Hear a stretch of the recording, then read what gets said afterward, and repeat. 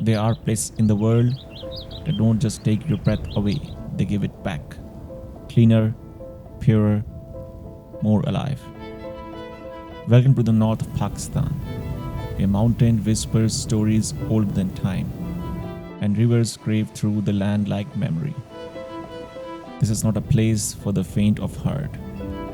This is where the earth rises into the heavens, raw, wild, unforgiving, and utterly magnificent. From the shimmering glaciers of Pasu to the towering shadows of Nanga Parbat, from the turquoise lakes of Skardu to the green, endless meadows of fairy meadows. The land is not destination, it's a transformation. So let's go to the maps, let's go to the noise, and follow the silence into something deeper.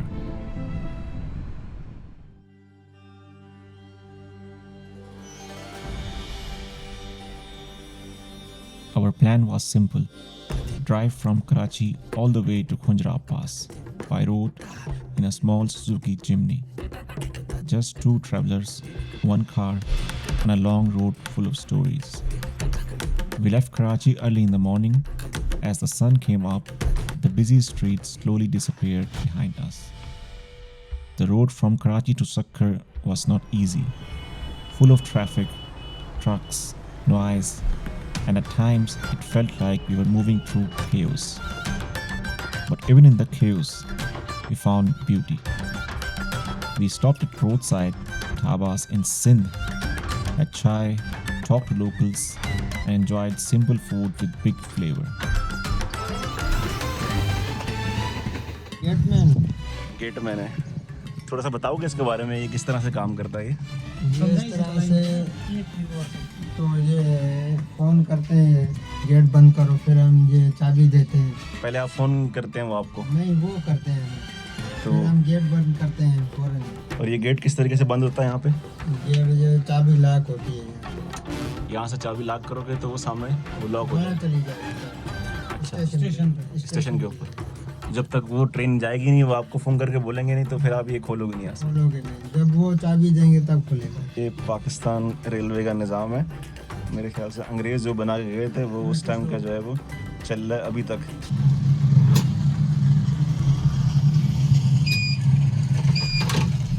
अभी आ गई है।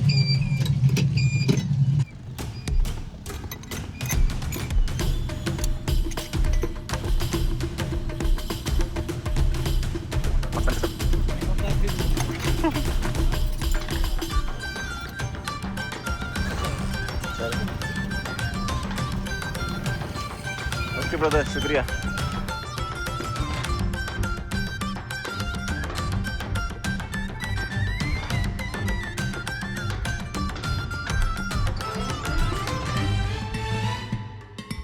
By night, we reached Sakkar, a city by the Indus River with lights reflecting on the water and a quiet charm in the air. The next day, we continued to Islamabad, a city full of life, hard work, and good people. From Sakkar to Islamabad, the road was smooth. The motorway felt peaceful, no noise, no stress, just us, the car, and endless road ahead. With every kilometer, we felt closer to the mountains and to the real heart of Pakistan. When we reached Islamabad, we took a short break, but for a special reason. One of my Indian friends was arriving in 2 days, flying in from Germany for his first visit to Pakistan. We wanted to make it special. While waiting, we explored the Magla Hills, quiet trails, fresh air, and the sound of birds echoing through the trees. We spent our morning hiking, our afternoon watching birds through the lens, and our evening soaking in the calm beauty of nature. As a wildlife photographer, I couldn't miss the chance to explore Margala Hills' hidden trails. I captured some beautiful birds movement. A paradise flycatcher dancing through the branches, bulbuls calling from the treetops, and even a fleeting glimpse of pink finch in the distance. These moments are some rare, but they are what I live for. If you are in the nature and wildlife, you can check out more of my work on my Instagram. Finally, the day came. We drive to Islamabad airport, exciting like kids before a festival. As he walked out, smiling and curious, we gave him a warm welcome with a traditional Sindhi topi, a small gift that carries big meaning. He was here to see Pakistan, not from the news, but with his own eyes. And we were ready to show him the true face of the country, its people, its nature, and the stories hiding in the mountains. After leaving Islamabad, a long road lay ahead. Normally, travelers take the shorter route through Babusar Top, but this time it was closed. A glacier had blocked the way. So we took the long route through Kohistan, a journey that would take almost 2 days.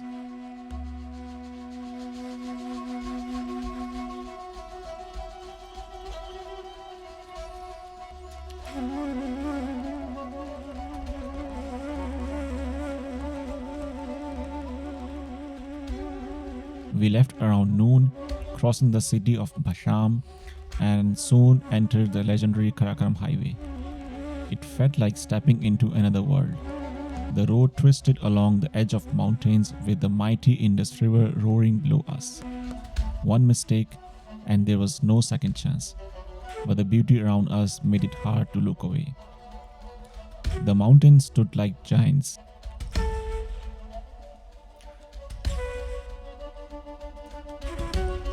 अस्सलाम वालेकुम भाई लाला ये बताओ हम इधर drone उड़ा के film बना सकते हैं क्या चीज़ इधर वो जहाज उड़ाएगा वो छोटा वाला ऊपर ड्रोन उड़ा सकते हैं हाँ drone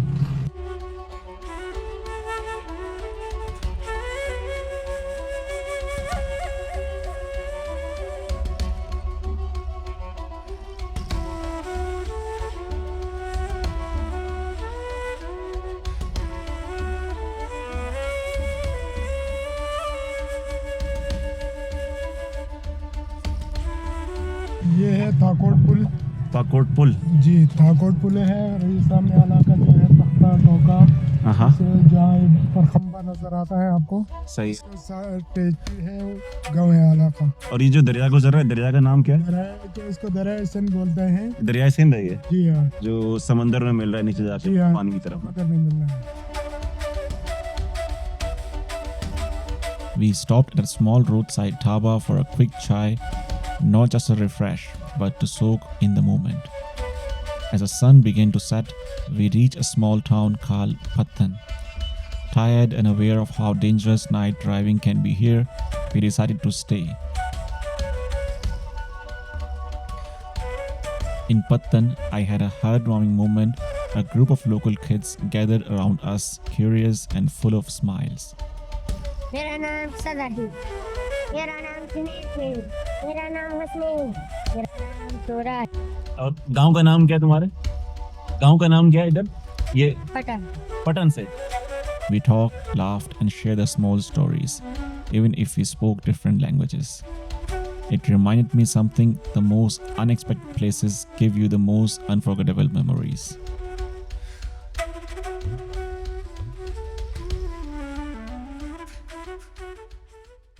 We woke up early in Pattan, ready for another long day ahead. But the roads of Kohistan are no joke. Carved into steep cliffs, these paths are narrow, unpredictable, and often closed.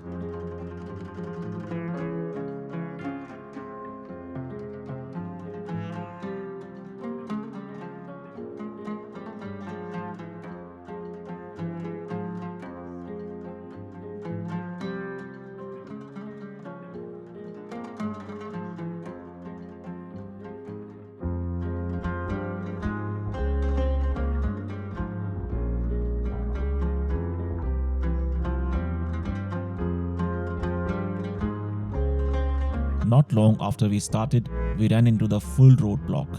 Construction crews were clearing a landslide and we had no choice but to wait. For nearly 5 hours, we sat still, stuck on highway with dozens of other vehicles all lined up like a silent caravan. But in those hours, something unexpected happened. Instead of frustration, we found peace. We ate simple food and drank chai at roadside dhabas, sitting by the edge of the highway with the sound of water and wind all around. Waterfalls spilled down the mountains beside us. Locals pass by, some offering snacks, others just warm smile. The people here, tough but kind.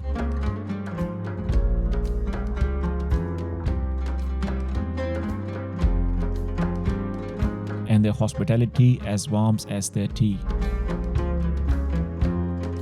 Slowly the road opened and the journey continued.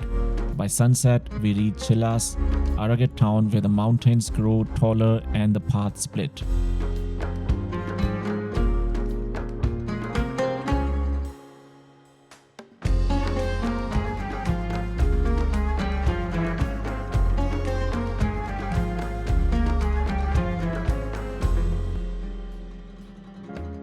Ahead of us was the road to Skardu, a road not just a place, but to a world that feels like dream.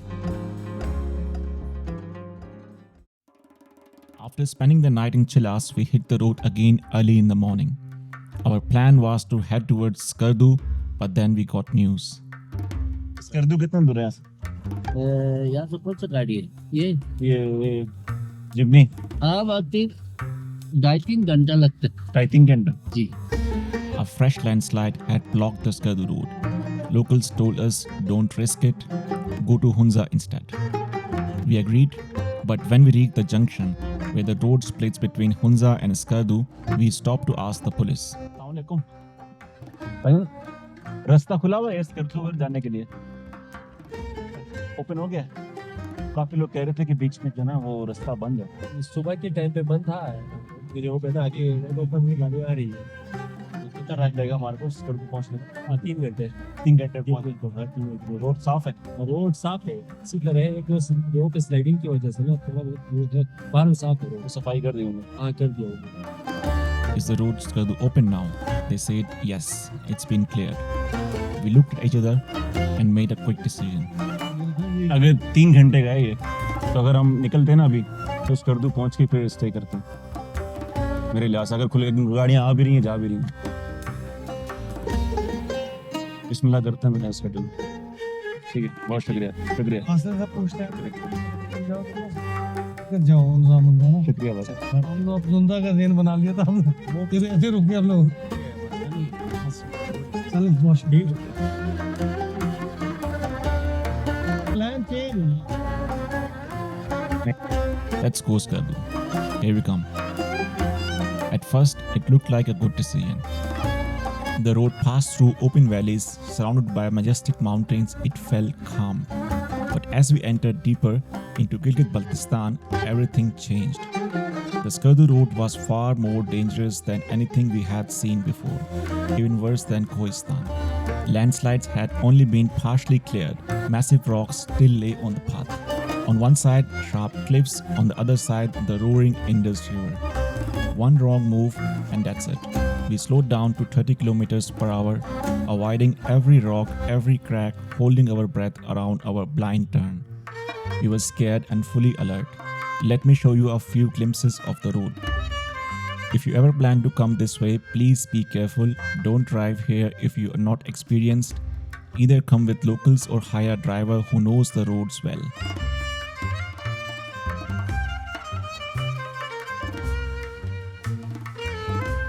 We finally reached Skardu around midnight, exhausted, shaken, but safe. We didn't even unpack, just close our eyes and let the silence of Skardu take us in. When we arrived in Skardu, it was already midnight. Everything was dark, we had no idea where we really were. But early in the morning came the surprise. I opened the window and couldn't believe my eyes. Right in front of us stood the giant mountains of Skardu, tall, silent, and snow-covered. It felt like waking up inside a painting. I launched the drone and captured the moment. The light, the scale, the silence. All of it. After breakfast, we headed to one of Pakistan's most famous places, Shangri-La Resort. It's known for its beauty and its price. Staying here isn't cheap. Rooms can cost from 70,000 to even 2 lakh rupees a night. We didn't stay overnight, but did spend some time in the lobby and explore the gardens.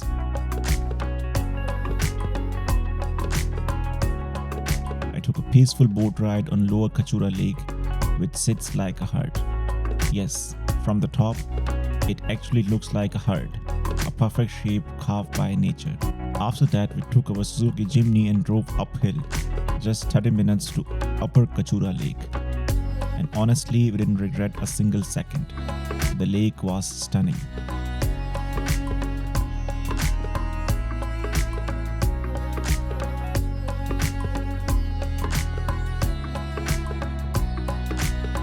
We did speed boating, soaked in the fresh mountain air, and sat by the water drinking chai, just enjoying the view. Skardu was already starting to feel like a dream. After spending time at Upper Kachura, we didn't feel like stopping. The road was calling and we wanted to see more.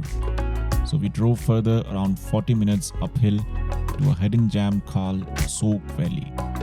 If you ever want to feel the soul of the mountains, go to the valleys, because this is where the real beauty lives.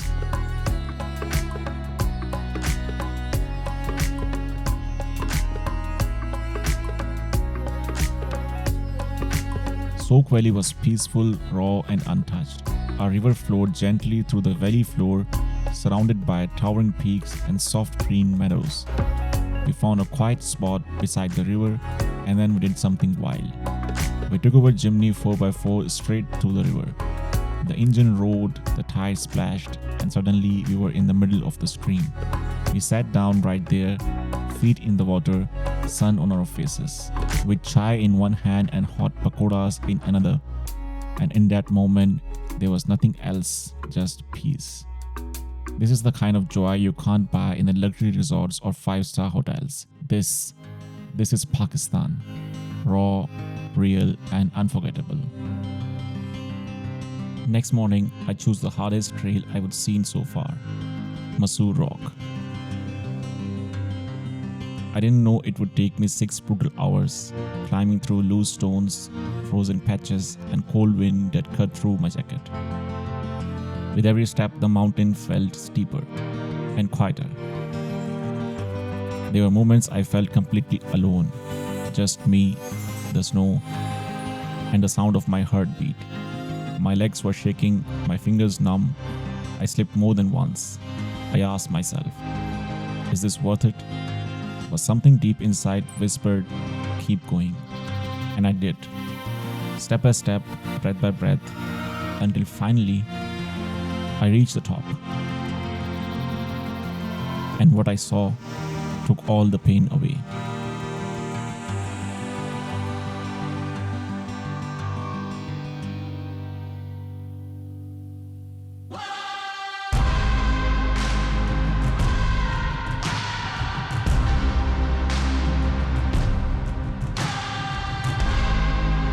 The entire world stretched below me. Snow covers peaks, a sky so clear it felt infinite. Masur Rock wasn't just a mountain. It was a mirror. It showed me who I was.